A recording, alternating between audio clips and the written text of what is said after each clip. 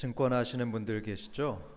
아마 증권하시는 분들은 누가 무슨 주식을 사나 궁금해할 겁니다. 또 자녀 교육에 관심 있는 분들은 자녀의 친구들이 어느 학원을 가나 또 어느 학교를 가나 궁금해합니다. 마찬가지로 목사들은요, 다른 목사들은 어떻게 설교를 준비하나 여기에 궁금해하고 또 관심이 있습니다. 그래서 유명한 목사님들의 설교문이 보이면 그것을 유심히 봅니다. 저도 마찬가지입니다. 유명한 목사님들의 설교문을 어쩌다가 받게 되면요, 이분은 어떤 식으로 설교문을 작성하고 있을까? 요약문의 형식인가? 아니면 한 글자 한 글자 다 쓰셨나? 이런 것들을 관심 있게 봅니다.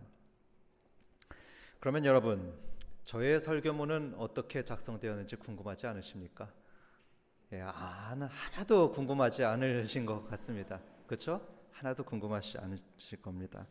그럼에도 불구하고 여러분들께만 오늘 특별히 이 비밀을 공개하도록 하겠습니다.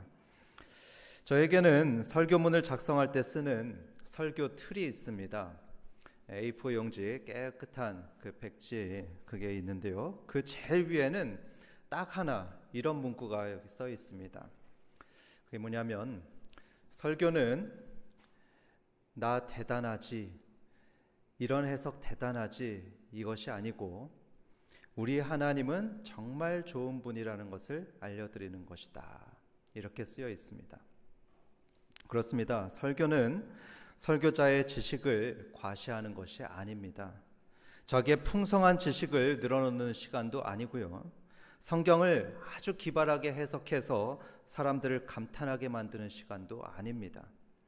그게 아니고 설교는 우리가 믿고 섬기는 하나님이 얼마나 좋은 분이신지 그걸 증거하는 시간이고요, 또 그분이 우리를 위해 얼마나 위대한 일, 또 어떤 위대한 일을 하셨는지 선포하는 시간입니다. 그래서 저는 설교문 제일 위에 우리 하나님은 정말로 좋은 분, 이것을 항상 적어 놓습니다. 그 사실을 항상 상기하면서 모든 설교를 준비하곤 합니다.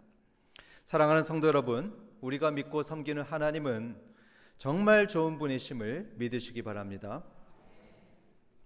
그렇다면 여러분, 하나님께서는 구체적으로 어떤 면에서 좋은 분이실까요? 여러 가지가 있겠지만 오늘은 주기도문에 나타난 딱 두 가지만 여러분과 함께 살펴보겠습니다. 먼저 하나님의 좋으신 분인 첫 번째 이유는 하나님께서 하늘에 계시기 때문입니다. 하나님께서는 땅이나 또는 어떤 집에 계신 분이 아니고 하늘에 계신 분입니다. 그래서 좋습니다. 오늘 본문에는 예수님께서 너희는 기도할 때에 이렇게 기도해라 하시면서 가르쳐 주셨던 기도문이 나와 있는데요, 여러분께 한번 질문 드려보겠습니다. 여러분, 예수님께서는 우리가 기도할 때 무슨 말로 기도를 시작하라고 하셨죠? 다 보셨잖아요. 하늘에 계신 우리 아버지여, 이 말로 기도를 시작하라고 하셨습니다. 자, 그럼 이 말씀에 따르면 하나님께서는 어디에 계십니까? 그렇죠, 하늘에 계십니다. 그리스 로마 신화처럼 저기 올림푸스 신전에 있는 것도 아니고요, 어느 유명한 사찰이나 또는 저 신령하다고 하는 계룡산에도 계시지 않습니다. 하나님께서는 하늘에 계시다고 말씀하고 있습니다. 여기서 혹시 오해하는 분들이 계실까봐 말씀을 드립니다. 여러분, 우리는 이 말씀을 문자 그대로 해석해서 하나님께서 저 하늘에 계시다 또는 구름 너머 어딘가에 계시다 이렇게 생각하면 곤란합니다. 실제로 옛날 사람들은 그렇게 생각했습니다. 하나님은 저기 구름 위에 계셔. 아니야, 그 위에 성층권에 계셔. 아니야, 지구 밖에 우주에 계셔. 아니야, 우주 너머에 계셔. 이렇게 제각각 상상을 했습니다. 물론 무소부재하신 하나님께서는 물리적인 하늘에도 계십니다. 저 파란 하늘에도 계시고요, 심지어 저 지구 밖에 캄캄한 우주에도 계십니다. 하지만 여러분, 이 본문에서 말씀하는 하나님께서 하늘에 계시다, 이 말의 의미는 그런 물리적인 하늘을 뜻하는 것이 아닙니다. 그런 공간적인 개념을 말씀하시는 게 아니고 하나님은 초월하신 분이라는 의미입니다. 다시 말해서 이 피조물의 세계를 초월하신 분, 그리고 인간의 지성과 능력을 완전히 초월한 그런 분이라는 것을 하늘에 계시다 이렇게 표현하는 것입니다. 그렇습니다, 여러분. 하늘의 하나님은 초월하신 분이십니다. 어떻게 초월하시죠? 그분의 능력은 전능하시기 때문에 불가능한 것이 없으십니다. 또 그분의 지혜는 무궁하셔서 과거와 현재와 미래 모든 일까지 꿰뚫고 계시고요. 사람의 마음 깊은 곳까지 다 아십니다. 또 그분의 권세는 절대적이셔서 땅 위의 모든 왕을 뛰어넘는 그런 우주의 왕이십니다. 우주의 통치자이시죠. 심지어 죽음과 지옥의 권세조차도 하나님 앞에서는 아무 힘을 쓰지 못합니다. 그 증거가 있죠. 그 증거는 바로 하나님의 아들이신 예수님이십니다. 예수님께서는 사망 권세를 이기시고 부활하셨습니다. 부활하셔서 지금도 살아계시고 또 앞으로도 영원히 살아계셔서 모든 살아있는 자와 죽은 자들의 주가 되셨다고 합니다. 이런 전능의 하나님, 또 권능의 하나님을 예수님께서는 하늘에 계시다 이렇게 표현했습니다. 그런데 요즘 성도들은요, 이런 전능의 하나님을 잘 못 믿는 것 같습니다. 하나님께서 사람들을 위해서 바다를 가르셨고 또 38년 된 중풍병자를 일으키셨다고 들었는데 그런 것들을 그냥 옛날 얘기로만 취급을 합니다. 그건 2000년 전의 얘기고 지금은 그런 일이 없다 이렇게들 말을 합니다. 하나님께 대한 기대치가 너무 낮습니다. 하나님께 대한 기대를 너무 안 해서 기도해 보지도 않고서는 하나님 안 주실 거야, 하나님도 이런 건 못 하실 거야, 이런 생각들을 합니다. 하지만 여러분, 우리는요 믿는 만큼 하나님의 역사를 경험합니다. 우리는 믿는 만큼 하나님의 역사를 경험합니다. 그러니까 안 믿는 분들은요 하나님의 역사를 경험하는 것이 대단히 힘듭니다. 성경을 보면 예수님께서는 불신앙이 가득했던 동네에서는 많은 능력을 행하지 않으셨습니다. 즉 기적을 막는 가장 큰 방해물은 바로 불신앙인 것입니다. 그러니 사랑하는 성도 여러분, 전능하신 하나님을 믿으시기 바라고요. 그 하나님께서 지금도 살아서 역사하고 계심을 믿으시기 바랍니다. 지금 이 순간에도 여러분, 세상의 수많은 교회들에서 하나님께서 하셨습니다 이런 간증이 수없이 나오고 있습니다. 이 책 소개해드리겠는데요, 지난번에도 소개해드렸습니다. 오늘날에도 기적이 일어난다. 2021년에 지어진 책입니다. 최근의 책이죠. 이 책만 보더라도 하나님께서는 지금도 많은 기적들을 일으키고 계시다는 것을 객관적인 증거들을 통해 증거하고 있습니다. 그 일례로 이 책의 122페이지 이 부분을 보면요, 22년 동안 한 번도 걷지 못했던 사람인데 기도했을 때 걷게 되는 기적이 일어났다고 합니다. 그 영상 자료도 있다고 합니다. 또 굽어있던 허리가 펴지고 뇌사 상태의 사람이 일어나고 살아나고 눈먼 사람이 보게 되는 역사가 지금도 일어나고 있다고 이 책은 기록하고 있습니다. 객관적인 자료들이 있습니다. 이 책의 저자인 크레이그 키너 이 교수는 그런 4천여 개의 자료들을 인용하면서 지금도 하나님께서 기적을 일으키시고 계시다고 분명히 선포하고 있습니다. 히브리서 13장 8절은 말씀하기를 예수 그리스도는 어제나 오늘이나 영원토록 동일하시다 말씀하고 있습니다. 그렇습니다, 여러분. 하나님은 2000년 전이나 또 오늘이나 동일하게 하늘의 하나님이시고요, 또 전능하신 하나님이십니다. 세상을 창조하신 하나님은 지금도 못 고치실 병이 없으시고요, 당신의 뜻하신 사람들에겐 어떤 문제라도 극복할 지혜도 주시고 재물도 주시고 힘도 주시는 분이십니다. 그러니 성도 여러분, 세상 사람들이 불가능하다, 끝났다 이렇게 말할지라도요, 하나님 믿는 성도들은요 절대로 포기하는 것이 아닙니다. 쉽게 좌절하는 것도 아닙니다. 아니, 하늘의 하나님께서, 그 전능하신 하나님께서 나의 하나님이신데 왜 포기하고 좌절합니까? 포기하지 마시고요. 우리 믿는 성도들은 기도하는 것입니다. 우리는 기도해서, 하나님께 기도해서 기적의 역사를 맛보고 경험할 그런 특권을 가지고 있는 성도들입니다. 그런 특권을 가지고 있다는 거 기억하시기 바랍니다. 바라옵기는 이런 하늘의 하나님을 전심으로 믿고 기도하는 성도들 되시고요. 아직도 하나님을 영접하지 않으신 분들 계시다면 오늘 하나님을 영접하시길 주님의 이름으로 축원합니다. 두 번째로 하나님께서 좋은 분인 또 다른 이유가 있습니다. 그것은 하나님께서 우리의 아버지가 되신다는 것입니다. 하나님은 우리의 아버지이십니다. 여러분, 만약에 하나님께서 그냥 거룩하기만 하시고 또 하늘의 하나님이시기만 하신다, 그러면 어떨까요? 우리는 하나님을 굉장히 멀게만 느껴질 겁니다. 하나님은 나랑 멋진 분이야 생각하겠죠. 하지만 하나님은요, 하늘의 하나님이실 뿐 아니라 놀랍게도 우리의 아버지가 되신다고 합니다. 우리의 누구라고요? 아버지라고 합니다. 여러분, 아버지는 어떤 분입니까?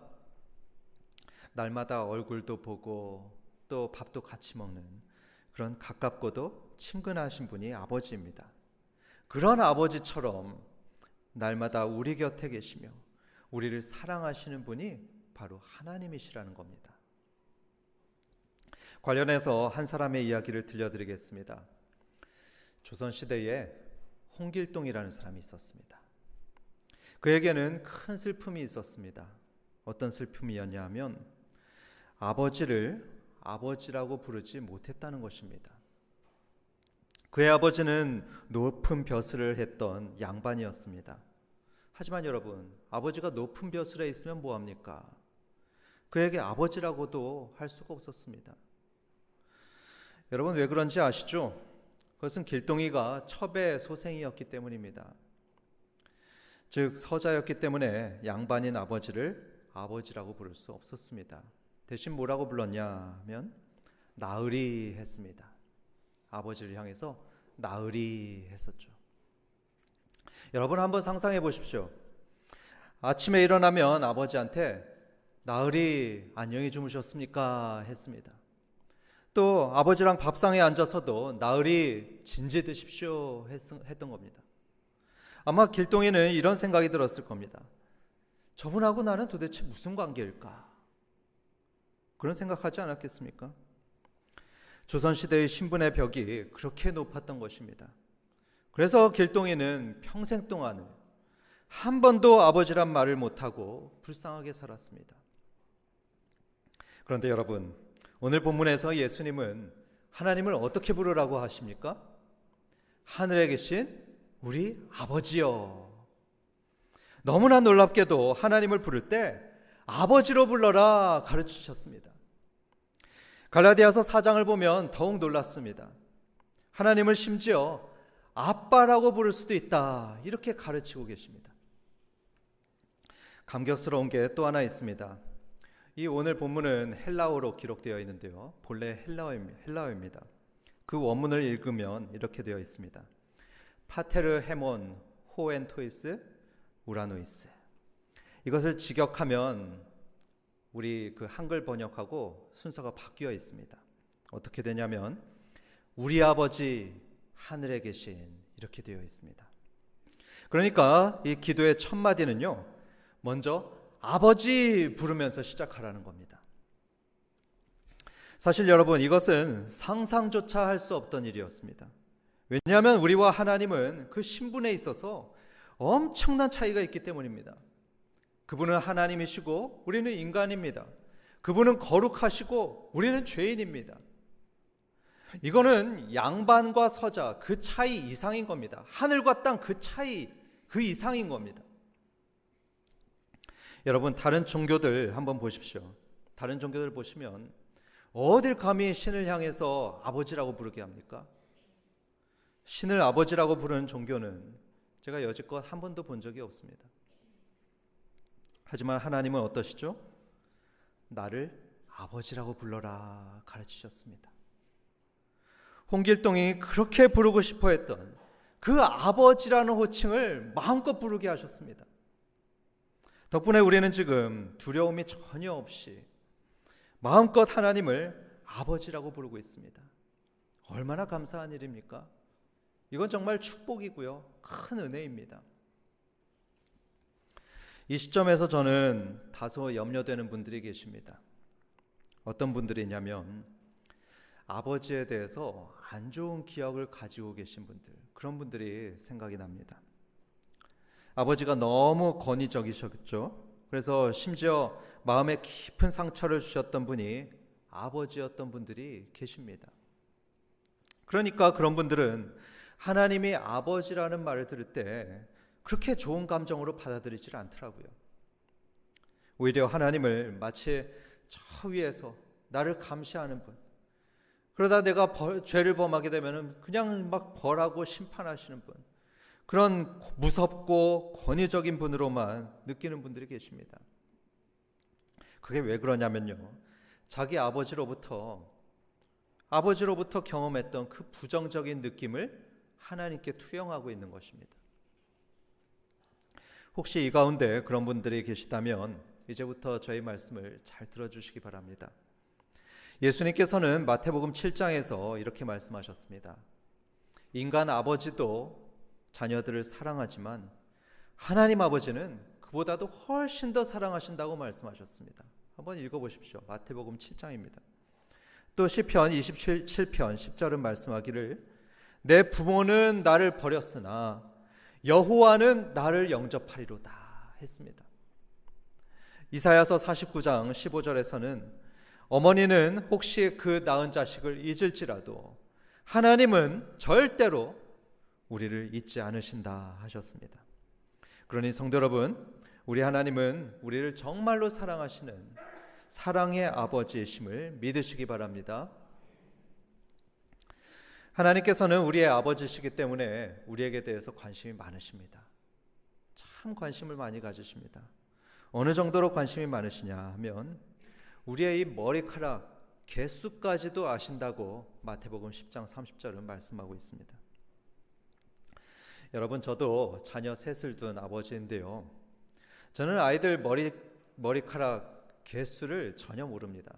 세본 적도 없습니다. 아이들 몸에 점이 몇 개가 있는지도 모릅니다. 그런데 하나님 아버지는 어떻다고 합니까? 우리의 머리카락 개수까지도 아신다 했습니다. 세신다고 하셨습니다. 그러니까 우리의 모든 것을 다 아신다는 거죠.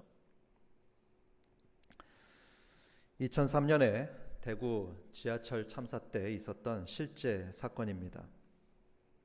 당시 대학생이었던 이규창 씨는 학원에 가려고 대구 지하철을 탔다가 그만 지하철에 불이 나서 연기에 질식하여 쓰러졌습니다. 그래서 경북대학교 응급실로 실려갔었는데 그때 200명이 넘는 사망자들 또 환자들이 벌어지다 보니까 몰려드니까 그만 응급진의 실수로 사망자로 분류되었다고 합니다. 그의 얼굴은 흰색 천으로 덮여졌고요. 곧바로 영안실로 옮겨지기 직전이었습니다. 바로 그때에 소식을 듣고 어머니께서 찾아왔는데요. 놀랍게도 그 어머니는 흰색 천 밑으로 빠꼼히 나와 있는 그 발만 보고도 아들인 것을 알았다고 합니다. 아들을 찾아내서 내 아들 살려주세요 하면서 응급진을 애원했다고 합니다. 그러니까 응급진이 심폐소생술도 하고 또 인공호흡도 몇 차례 했더니 이규창 씨가 발을 움직이면서 살아났다고 합니다. 여러분, 이렇게 아들의 발만 봐도 알아보는 분이 바로 부모님인 것입니다. 육신의 부모도 이렇다면 하물며 우리를 만드시고 또 우리의 머리카락까지 헤아리시는 그 하나님 아버지는 어떻겠습니까?